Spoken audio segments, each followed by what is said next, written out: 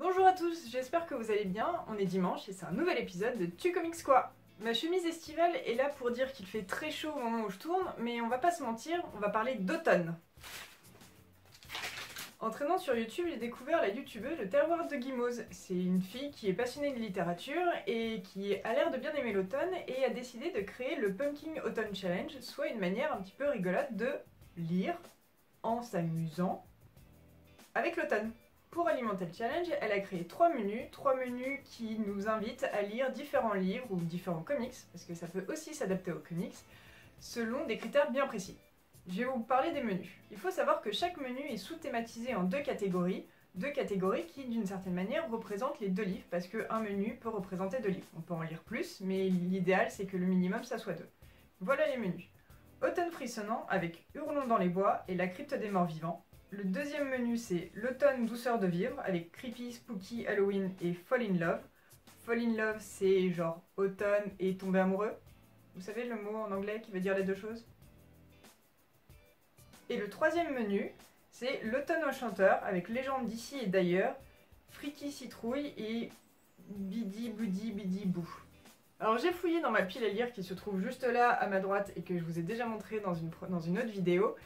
Et j'ai trouvé pas 2, mais 3 comics qui vont rentrer dans le premier menu, parce que j'ai décidé de faire le premier menu pour un petit peu me mettre dans l'ambiance d'Halloween. Et on commence tout simplement avec Les Monstres Attaquent, qui est un mini-event en 3 numéros qui vient d'arriver en kiosque chez Panini au mois d'octobre, donc ça va nous faire octobre, novembre et décembre. Et bah, comme son nom l'indique, tous les héros Marvel vont devoir défendre la Terre face à des monstres qui arrivent et qui à peu près saccagent tout, si j'ai bien compris. C'est marrant parce que au début j'avais juste pris le comics pour la cover.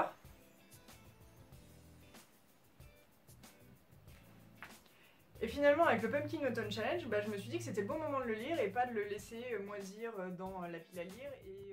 Vous connaissez ma non-passion pour Deadpool, mon aversion pour ce type, d'une certaine manière aussi mon dégoût et mon incompréhension totale sur son humour et sur ce que racontent les auteurs avec lui. Et je me suis dit que c'était une très bonne raison de lire un comics Deadpool dans le Pumpkin Autumn Challenge. Et oui, je vais lire Il faut sauver le soldat Wilson, que j'ai dans l'édition collector pour les 20 ans de Panini Comics, et la cover est réalisée par Boulet, un auteur franco-belge. Donc vous direz ce que j'en pense. J'essaye vraiment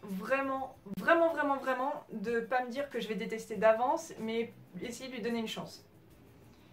Je vous garantis rien. Et pour finir, on va parler de zombies, on va parler d'un label français, et on va parler de 619 labels, avec Rockabilly Zombie Apocalypse. Ça parle de zombies, ça parle d'apocalypse, et il y a un sosie d'Elvis.